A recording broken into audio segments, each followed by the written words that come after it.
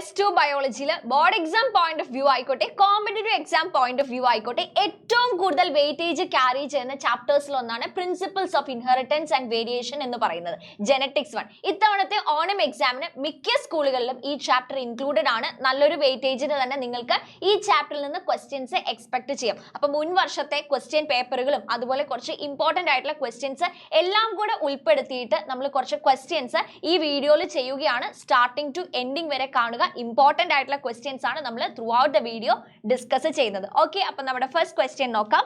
Distance between the genes and percentage of recombination shows. നമുക്കറിയാം recombination നടക്കുന്നത് crossing ഓവറിന്റെ സമയത്താണ്. അപ്പൊ ഞാൻ ജസ്റ്റ് ക്രോമസോംസിനെ ഒന്ന് വരയ്ക്കാം. ഓക്കെ, യെസ്, ഞാൻ ജസ്റ്റ് 2 ക്രോമസോംസിനെ ഒന്ന് വരയ്ക്കാം. ക്രോസിംഗ് ഓവർ നടക്കുന്ന ക്രോമസോംസിനെ ഞാൻ ഇവിടെ വരയ്ക്കുകയാണ്. അപ്പൊ ഇവിടെ തന്നിരിക്കുന്ന സിറ്റുവേഷൻ എന്ന് പറയുന്നത് distance between the genes and percentage of recombination shows. ഏത് തരത്തിലുള്ള റിലേഷൻഷിപ്പ് ആണ് അവർ കാണിക്കുന്നത്? ഡയറക്റ്റ് റിലേഷൻ ആണോ, ഇൻവേഴ്സ് റിലേഷൻഷിപ്പ് ആണോ, പാരലൽ റിലേഷൻഷിപ്പ് ആണോ, അല്ലെങ്കിൽ ഒരു റിലേഷൻഷിപ്പും കാണിക്കുന്നില്ലയോ എന്നുള്ളതാണ്. അപ്പൊ നമുക്ക് ജസ്റ്റ് 2 ജീൻസിനെ വെച്ച് തന്നെ നോക്കാം. അപ്പൊ നിങ്ങൾ വിചാരിക്കുക, ഇവിടെ ആണ് ഒരു ജീൻ, ഇവിടെയാണ് അടുത്ത ജീൻ. അങ്ങനെയാണെങ്കിൽ ഇവിടെ റീകോമ്പിനേഷൻ നടക്കാനുള്ള സാധ്യത ശരിക്കും കൂടുതലാണ് അല്ലെ? ഈ പോയിന്റിൽ എന്ന് വെച്ചാൽ ഈ 2 ജീനുകളുടെ ഇടയിലുള്ള എല്ലാ പോയിന്റിലും ഈ 2 ക്രോമസോമുകളുടെ ഇടയിൽ ക്രോസിംഗ് ഓവറും റീകോമ്പിനേഷനും പോസിബിൾ ആണ്. ഇനി നിങ്ങൾ ജസ്റ്റ് ഒന്ന് വിചാരിക്കുക, ജീൻ എന്ന് പറയുന്നത് ഇവിടെയും ഇവിടെയുമാണ്, ഇത് രണ്ടുമാണ് ജീൻ എന്ന് വിചാരിക്കുക. അങ്ങനെയാണെങ്കിൽ റീകോമ്പിനേഷന്റെ പോസിബിലിറ്റി അവിടെ കുറയുകയാണ് ഈ സ്പോട്ടുകളിൽ മാത്രം. എന്ന് വെച്ചാൽ ഈ 2 ജീനുകളുടെയും ഇടയിലുള്ള സ്പോട്ടിൽ മാത്രമേ റീകോമ്പിനേഷൻസ് പോസിബിൾ ആകുന്നുള്ളൂ. അപ്പൊ നമുക്ക് ഇതിൽ നിന്ന് തന്നെ ക്ലിയർ ആക്കാം, ഡയറക്റ്റ് റിലേഷൻ ആണ് നമുക്ക് അവിടെ കാണാൻ പറ്റുന്നത്. ഡിസ്റ്റൻസ് ബിറ്റ്വീൻ ദ ജീൻസ് കൂടുകയാണെങ്കിൽ അവിടെ ക്രോസിംഗ് ഓവറും റീകോമ്പിനേഷനും കൂടുതൽ നടക്കും. ഡിസ്റ്റൻസ് ബിറ്റ്വീൻ ദ ജീൻസ് കുറവാണെങ്കിൽ അവിടെ ക്രോസിംഗ് ഓവറും റീകോമ്പിനേഷനും കുറവാണ് നടക്കാൻ പറ്റുന്നത്. അപ്പൊ അതുകൊണ്ട് തന്നെ നമുക്ക് ഈ ഓപ്ഷൻസിനെ എല്ലാം എലിമിനേറ്റ് ചെയ്തുകൊണ്ട് ഓപ്ഷൻ എ ആണ് കറക്റ്റ് ആൻസർ എന്ന് പറയാൻ പറ്റും. ഓക്കെ, നമുക്ക് നെക്സ്റ്റ് ക്വസ്റ്റ്യൻ നോക്കാം. So the second question, among the following characters which one was not considered by Mendel for his hybridization experiment on pea plant? Okay, appo Mendel choose ചെയ്ത 7 characters and contrasting traits അല്ലെ, pair of contrasting traits. So totally നോക്കുകയാണെങ്കിൽ 7 characters 14 traits ആണ് Mendel select ചെയ്തിരിക്കുന്നത്. അപ്പൊ Mendelന്റെ characters എന്ന് പറയുന്നത് seed shape okay, seed color okay, flower position okay, flower size ഉണ്ടായിരുന്നോ? ഇല്ല, ഫ്ലവർ കളർ ആയിരുന്നു അല്ലെ, ഫ്ലവർ കളർ ആയിരുന്നു.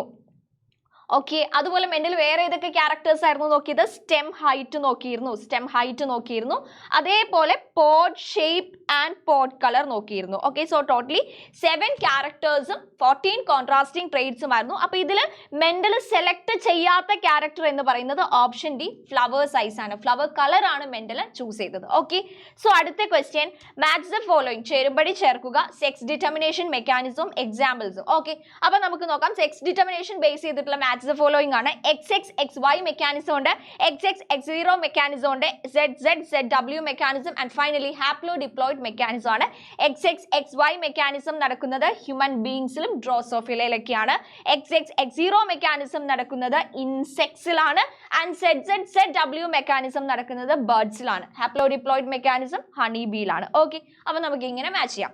അടുത്ത question, 4th question, name the following chromosomal abnormalities. Chromosomal abnormalities base ചെയ്തിട്ടുള്ള ക്വസ്റ്റ്യൻ ആണ്. നമുക്ക് പഠിക്കാൻ 3 ക്രോമസോമൽ അബ്നോർമാലിറ്റീസ് ആണ്, Down syndrome, Klinefelter syndrome and Turner syndrome. Right? Yes. അപ്പോൾ ഒന്നാമത്തെ ഓപ്ഷൻ നോക്കാം. The individual has an additional copy of the chromosome number 21, trisomy of 21. എന്ന് വെച്ചാൽ നോർമലി 21ാമത്തെ ക്രോമസോം നമുക്ക് 2 എണ്ണമായിരിക്കും ഉണ്ടായിരിക്കുക. പക്ഷേ ഈ അബ്നോർമാലിറ്റി സിറ്റുവേഷനിൽ 3 എണ്ണം ഉണ്ട്. ട്രൈസോമി 21, 21ാമത്തെ ക്രോമസോം 3 എണ്ണം ഉണ്ട് എന്നാണ് പറയുന്നത്. ഇതാണ് ആക്ച്വലി ഡൗൺ സിൻഡ്രോം, റൈറ്റ് അല്ലേ? ഡൗൺ സിൻഡ്രോം ആണ്. ഓക്കെ, അടുത്ത ഓപ്ഷൻ നോക്കാം. The individual has an additional copy of X chromosome resulting in to a karyotype 47XXY. എന്ന് വെച്ചാൽ ടോട്ടലി 46 ക്രോമസോം വേണ്ടടുത്ത് 47 ക്രോമസോം വന്നിരിക്കുന്നു ആൻഡ് ഇതിൽ എക്സ്ട്രാ വന്നിരിക്കുന്നത് എക്സ് ക്രോമസോം ആണ്. നോർമലി XY ആണ് ഇൻഡിവിജ്വൽ എന്ന് പറയുന്നത്, XY ഓൾറെഡി ഉണ്ട്. അപ്പൊ XY ആണ് ശരിക്കും ഈ ഒരു നോർമൽ കണ്ടീഷൻ എന്ന് പറയുന്നത്. പക്ഷെ ഒരു അഡീഷണൽ എക്സ് ക്രോമസോം ഇവിടെ വന്നിരിക്കുന്നു. ഓക്കെ, ഇവിടെ ഗൈനക്കോമാസ്റ്റിയ പോലത്തെ ഫീച്ചേഴ്സ് ആണ് കാണിക്കുന്നത്. സോ ഈ അബ്നോർമാലിറ്റി എന്ന് പറയുന്നത് ക്ലൈൻഫെൽറ്റർ സിൻഡ്രോം ആണ്. ഓക്കെ, യെസ്, നമുക്ക് 5ാമത്തെ ക്വസ്റ്റ്യൻ നോക്കാം.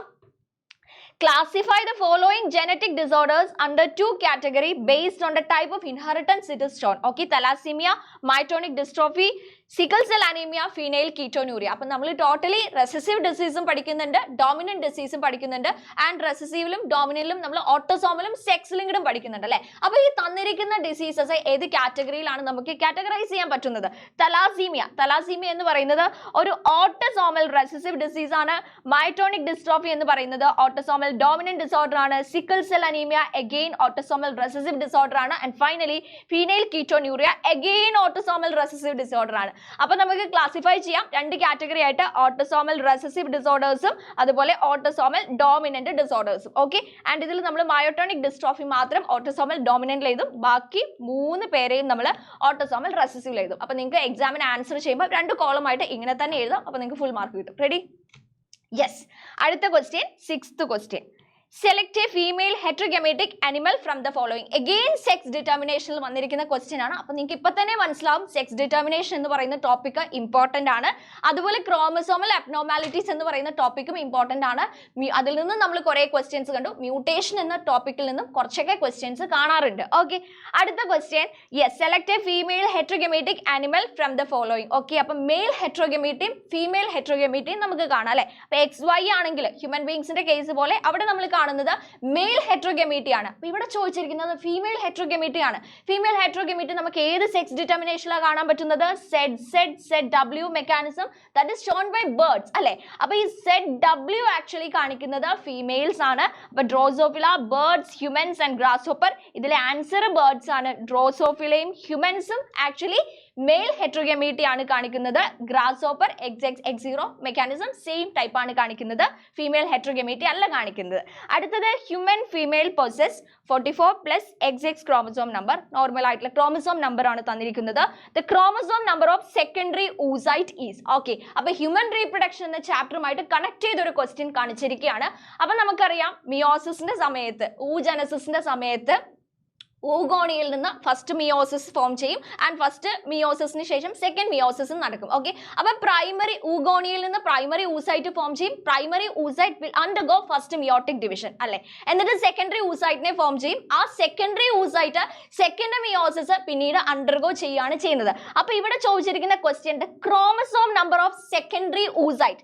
ഈ സെക്കൻഡറി oocyte എന്ന് പറയുന്നത് പ്രൈമറി oocyteന് ഫസ്റ്റ് മിയോസിസ് കഴിഞ്ഞ് ഫോം ചെയ്തിരിക്കുന്നതാണ് അല്ലെ. ഫസ്റ്റ് മിയോസിസ് കഴിഞ്ഞ് ഫോം ചെയ്തിരിക്കുന്നതാണ്. ഇനി സെക്കൻഡറി oocyte ആണ് ആക്ച്വലി സെക്കൻഡ് മിയോസിസ് അണ്ടർഗോ ചെയ്യാൻ പോകുന്നത്. അപ്പൊ ഫസ്റ്റ് മിയോസിസ് കഴിയുമ്പോൾ തന്നെ അവിടെ എന്താണ്, ക്രോമസോം നമ്പർ ഹാഫ് ആയിട്ടുണ്ട്. 46 എന്നുള്ളത് എന്തായി മാറിയിട്ടുണ്ട്? 46 എന്ന് പറയുന്നത് 23 ആയി മാറിയിട്ടുണ്ട്. അപ്പൊ ഇതില് 44 ഓട്ടോസോംസ് പ്ലസ് XX എന്നുള്ളത് ഹാഫ് ആയിട്ട് 22 ഓട്ടോസോംസ് പ്ലസ് X ആയി മാറിയിട്ടുണ്ട്. അപ്പോൾ ഓപ്ഷൻ നോക്കുകയാണെങ്കിൽ 22 + X എന്ന് കാണിച്ചിരിക്കുന്നത് ഓപ്ഷൻ ബി ആണ്. ഇത് തെറ്റാണ്. നമുക്ക് ഓട്ടോസോംസിന്റെ ഡിവിഷനും കൂടെ നടക്കുന്നുണ്ട്. അതേപോലെ 44 ഇത് നോർമൽ സിറ്റുവേഷൻ ആണ് കാണിച്ചിരിക്കുന്നത്. ഇത് എന്ന് പറയുന്നത് X ക്രോമസോം, അതായത് സെക്സ് ക്രോമസോംസിന്റെ ഡിവിഷൻ കാണിച്ചിട്ടില്ല. സോ അതും റോങ് ആയിട്ടുള്ള ഓപ്ഷൻ ആണ്. അടുത്ത question. The family of Queen Victoria shows a number of hemophilic descendants as she was the carrier of the disease. Name the inheritance of this royal disease. അപ്പോൾ ഹീമോഫീലിയനെയാണ് ഉദ്ദേശിച്ചിരിക്കുന്നത്.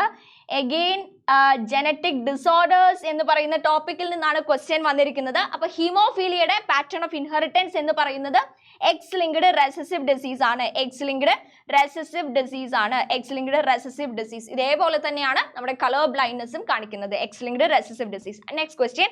In the pea plant, the gene for yellow seed color is dominant over green color. Okay, capital Y, small y കൊടുത്തിട്ടുണ്ട്. And round seed shape is dominant over wrinkled. Okay, ഞാൻ small letter R ഉം capital letter R ഉം കൊടുത്തിട്ടുണ്ട്. Write the 4 types of gametes formed in this heterozygous pea plant with yellow and brown seed. Okay, അപ്പോൾ heterozygous ആയിട്ടുള്ള ഇതിന്റെ situation ആണ് കാണിച്ചിരിക്കുന്നത്. Capital Y, small y, capital R, small r. Okay, അപ്പം yellow round ആണ്, heterozygous ആണ് situation. അപ്പോൾ ഇതിൽ നിന്ന് ഫോം ചെയ്യാൻ ചാൻസ് ഉള്ള ഗമീറ്റ്സ് ഏതൊക്കെയാണ് എന്നാണ് ചോദിച്ചിരിക്കുന്നത്. 4 ടൈപ്സ് ഓഫ് ഗമീറ്റ്സ് ആണ് ഫോം ചെയ്യുന്നതെന്ന് ഇവിടെ കാണിച്ചിട്ടുണ്ട്. അപ്പോൾ ഇതിൽ നിന്ന് നമുക്ക് ആ ഒരു കോമ്പിനേഷൻ നോക്കാം. ക്യാപിറ്റൽ Yക്ക് ആക്ച്വലി ക്യാപിറ്റൽ Yക്ക് ക്യാപിറ്റൽ Rന്റെയും അതേപോലെ സ്മോൾ Rന്റെയും കൂടെ പോകാനുള്ള പോസിബിലിറ്റി ഉണ്ട്. So capital Y, capital R, capital Y small R. Okay, അതേപോലെ തന്നെ സ്മോൾ വൈക്കും ക്യാപിറ്റൽ ആറിന്റെയും സ്മോൾ ആറിന്റെയും കൂടെ പോകാനുള്ള പോസിബിലിറ്റി ഉണ്ട്. So small Y capital R, small Y small R. Okay, അപ്പൊ ഇതാണ് ഗമീറ്റ്സ്. നമ്മൾ ഗമീറ്റ്സിനെ എപ്പോഴും എന്ത് ചെയ്യണം? സർക്കിൾ ചെയ്യണം. Okay, yes. അപ്പം ഇവിടെ നമ്മളോട് ഓൾറെഡി 4 ഗമീറ്റ്സ് ആണ് ഫോം ചെയ്യുന്നതെന്ന് പറഞ്ഞിട്ടുണ്ട്. ചില ക്വസ്റ്റ്യനിൽ നമ്മളോട് എത്ര ഗമീറ്റ്സ് ആണ് ഫോം ചെയ്യുന്നതെന്ന് പറയില്ല. അപ്പം നമ്മൾ 2 raised to n എന്ന് പറയുന്ന ഇക്വേഷൻ യൂസ് ചെയ്താൽ മതി. ഇവിടെ n എന്ന് പറയുന്നത് എത്ര ഹെട്രോഗമീറ്റിക് ആയിട്ടുള്ള പെയേഴ്സ് ഉണ്ട് എന്നുള്ളതാണ്. ഇവിടെ എത്ര പെയേഴ്സ് ഉണ്ട്? 1 2 അല്ലേ? 2 ഹെട്രോഗമീറ്റിക് ആയിട്ടുള്ള പെയേഴ്സ് ആണ്. സോ 2 raised to 2 കൊടുക്കുകയാണെങ്കിൽ 2 into 2 that means 4 വരും. സോ ടോട്ടലി 4 ഗമീറ്റ്സ് ആണ് ഫോം ചെയ്യുന്നത്. ക്ലിയർ ആയി എന്ന് വിചാരിക്കുന്നു. Next question again match the following ആണ്. Down syndrome abnormalities, chromosomal abnormalities base ചെയ്തിട്ടാണ്. സോ ഡൗൺ സിൻഡ്രോം എന്ന് പറയുന്നത് ഏതാണ്? ഡൗൺ സിൻഡ്രോം എന്ന് പറയുന്നത് 45 autosomes plus XX or XY, മെയിൽസിനോ ഫീമെയിൽസിനോ വരാം. ഓട്ടോസോംസ് 21ാമത്തെ ക്രോമസോം ആണ് അവിടെ എക്സ്ട്രാ വന്നിരിക്കുന്നത്. ഫീച്ചർ എന്ന് പറയുന്നത് furrowed tongue and partially opened mouth. Turner syndrome 44 autosomes plus X0 ആണ്. ആൻഡ് അതിൻ്റെ ഫീച്ചർ എന്ന് പറയുന്നത് rudimentary ovary and sterility. Finally Klinefelter syndrome 44 autosomes plus XXY ആണ്. ഗൈനക്കോമാസ്റ്റിയ ആൻഡ് സ്റ്റെറിലിറ്റി ആണ് അവർ കാണിക്കുന്നത്. Okay, next question. Polypeptide chains of 2 hemoglobin molecules are shown below. One of the chain shows an abnormality. Observe the diagram and answer the following questions. Okay, yes. Which of the polypeptide chain in hemoglobin is abnormal leading to the disease? ഈ A ആണോ B ആണോ abnormal എന്നാണ് ചോദിച്ചിരിക്കുന്നത്. Okay, അപ്പൊ ഇതിൽ complete ചെയിനിലെ എല്ലാ amino ആസിഡ്സും ശരിയാണ്. 1 2 3 4 5 6 7. Okay, ഇതിൽ 6th പെയേഴ്സിൽ മാത്രമാണ്, അതായത് ചെയിൻ എയിലെയും ചെയിൻ ബിയിലെയും 6ാമത്തെ പൊസിഷനിലുള്ള അമിനോ ആസിഡ്സിൽ മാത്രമാണ് ഒരു ചേഞ്ച് ഉള്ളത്. ബാക്കി എല്ലാം സെയിം ആണ് അല്ലേ? അപ്പം ഇതിൽ ഏതാണ് അബ്നോർമൽ ടു ദ ഡിസീസ് എന്നാണ് ചോദിച്ചിരിക്കുന്നത്. ഇതിൽ ആക്ച്വലി അബ്നോർമൽ ആയിട്ട് വരുന്നത് യെസ് ഓപ്ഷൻ എ ആണ്. This is abnormal. ഇത് അബ്നോർമലും ഇത് നോർമലും ആണ്. Okay, what is the reason for this abnormality? ഇതിന്റെ റീസൺ എന്താണെന്നാണ് ചോദിച്ചിരിക്കുന്നത്. what is the reason? okay, valine actually instead of the glutamate code ചെയ്യുന്നതാണ് ഈ ഒരു അബ്നോർമാലിറ്റിയുടെ റീസൺ എന്ന് പറയുന്നത്. Coding of valine instead of glutamate അല്ലെങ്കിൽ glutamic acid. നോർമലി അവിടെ ഗ്ലൂട്ടാമേറ്റ് ആയിരുന്നു വരേണ്ടത് നോർമൽ ചെയിനിൽ. പക്ഷെ അബ്നോർമൽ ചെയിൻ ആയി വന്നപ്പോഴത്തേക്കും ഗ്ലൂട്ടാമേറ്റിന് പകരം അവിടെ വാലിൻ കോഡ് ചെയ്ത് വന്നു. Okay, what will be the effect of this change in polypeptide chain? Okay, sickle cell anaemia ആണ് ഡിസീസ് കണ്ടീഷൻ. സോ ഇവിടെ ഇഫക്ട് എന്താണ്? Sickling of RBCs. നമ്മുടെ RBCs normally biconcave in shape ആണ്. ബൈകോൺകേവ് ഷേപ്പ് ഉള്ള RBC ഏത് ഷേപ്പിലായി പോവും? Sickled ഷേപ്പിലേക്ക് ആയിപ്പോവും. ഓക്കെ, സിക്കിൾഡ് ഷേപ്പ് ആയിപ്പോവും. So that is the effect. Okay, so നമ്മുടെ last question, the first child of a couple is affected with the phenyl ketonuria. Okay, phenyl ketonuria വെച്ചിട്ട് ഒരു first child affected ആയി. During the second pregnancy they visited a genetic counselor and he prepared a chart for the family. Pedigree chart അവിടെ prepare ചെയ്ത് കൊടുത്തു. And നമ്മളോട് ചോദിക്കുകയാണ് എന്താണ് Pedigree analysis? Pedigree analysis എന്ന് പറഞ്ഞാൽ മെന്റേലിയൻ ഡിസോർഡേഴ്സിന്റെ ഇൻഹെറിറ്റൻസ് പാറ്റേൺ നമ്മൾ ഫാമിലി ട്രീ ഉപയോഗിച്ച് ട്രാക്ക് ചെയ്യാണ് അല്ലേ? ഫാമിലി ട്രീ ഉപയോഗിച്ച് ട്രാക്ക് ചെയ്യുന്നതാണ് നമ്മൾ പെഡിഗ്രി അനാലിസിസ് എന്ന് പറയുന്നത്. So Mendelian pattern of inheritance കാണിക്കുന്ന genetic disorders. So the genetic disorders which is showing Mendelian pattern of inheritance can be traced in a family tree. അതിനാണ് നമ്മൾ പെഡിഗ്രി അനാലിസിസ് എന്ന് പറയുന്നത്. അടുത്ത question, draw the symbols for പെഡിഗ്രിയുടെ symbols ആണ് ചോദിച്ചിരിക്കുന്നത്. Affected female, sex unspecified, consanguineous marriage. Okay, അപ്പൊ affected ആയിട്ടുള്ള ഫീമെയിലിനെ നമ്മൾ സർക്കിളിൽ ഷെയ്ഡ് കൊടുത്തിട്ടാണ് റെപ്രസെന്റ് ചെയ്യുന്നത്. നോർമൽ ഫീമെയിൽ ആണെങ്കിൽ സിംപ്ലി സർക്കിൾ കൊടുക്കുമായിരുന്നു അല്ലേ? Okay, yes. Sex unspecified, male ആണോ ഫീമെയിൽ ആണോ എന്ന് നമ്മൾ സെക്സ് സ്പെസിഫൈ ചെയ്തിട്ടില്ലെങ്കിൽ നമ്മൾ ഇങ്ങനെ ഒരു ഷേപ്പിലാണ് റെപ്രസെന്റ് ചെയ്യുന്നത്. കൺസാൻജീനിയസ് മാരേജ്, നമ്മൾ മെയിൽസിനെ ഈ ഒരു സ്ക്വയറിൽ റെപ്രസെന്റ് ചെയ്യുന്നു, ഫീമെയിൽസിനെ നമ്മൾ സർക്കിളിൽ റെപ്രസെന്റ് ചെയ്യുന്നു. നോർമൽ മാരേജ് ആണെങ്കിൽ നമ്മൾ ഒരു വര കൊടുക്കുന്നു. കൺസാൻജീനിയസ് മാരേജ് ബിറ്റ്വീൻ റിലേറ്റീവ്സ് ആണെങ്കിൽ നമ്മൾ 2 വര വെച്ചിട്ട് അത് റെപ്രസെന്റ് ചെയ്യുന്നു. ഓക്കെ, സോ ഇത്രയും ക്വസ്റ്റ്യൻസ് ആണ് നമ്മൾ ഈ വീഡിയോയിൽ ഡിസ്കസ് ചെയ്യുന്നത്. ആൻഡ് ഈ ചാപ്റ്ററിൽ നിന്ന് ഏതൊക്കെ ഏരിയയിൽ നിന്നാണ്, അല്ലെങ്കിൽ ആ ഒരു ടുവേർഡ്സ് ദ ലാസ്റ്റ് സെഷൻ ആ ഒരു ഡിസീസ് ആ ഒരു സെക്ഷനിൽ നിന്ന് ഒരുപാട് ക്വസ്റ്റ്യൻസ് ചോദിക്കുന്നതായിട്ട് നിങ്ങൾക്ക് കാണാൻ പറ്റുന്നുണ്ട്.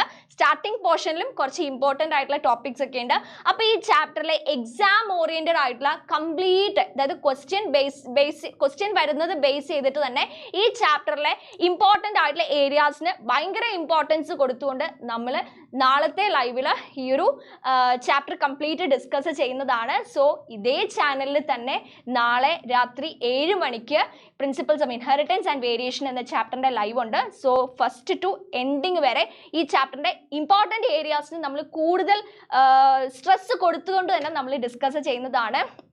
അപ്പം നിങ്ങൾക്ക് ഈ ക്വസ്റ്റ്യൻസ് ഓക്കെ ആണ്, യൂസ്ഫുൾ ആണ് എന്ന് തോന്നുന്നുണ്ടെങ്കിൽ നിങ്ങൾ കമൻറ്റ് ചെയ്യുക. കൂടുതൽ ക്വസ്റ്റ്യൻസ് വേണമെങ്കിൽ അതും കമൻറ്റ് ചെയ്യുക. ആൻഡ് നിങ്ങൾക്ക് കൂടുതൽ ക്വസ്റ്റ്യൻസ് എക്സാമിന് ഈ ചാപ്റ്ററിൽ നിന്ന് ഫുൾ മാർക്ക് സ്കോർ ചെയ്യാൻ വേണ്ടിയിട്ട് നാളത്തെ ലൈവിൽ നിങ്ങൾ മസ്റ്റ് ആയിട്ടും വരിക. അതുപോലെ നിങ്ങൾക്ക് ഇത് യൂസ്ഫുൾ ആയിട്ട് ഫീൽ ചെയ്യുന്നുണ്ടെങ്കിൽ ഉറപ്പായിട്ടും നിങ്ങളുടെ ഫ്രണ്ട്സിനും ഷെയർ ചെയ്യുക. അപ്പം നമുക്ക് ലൈവിൽ കാണാം. Bye, thank U.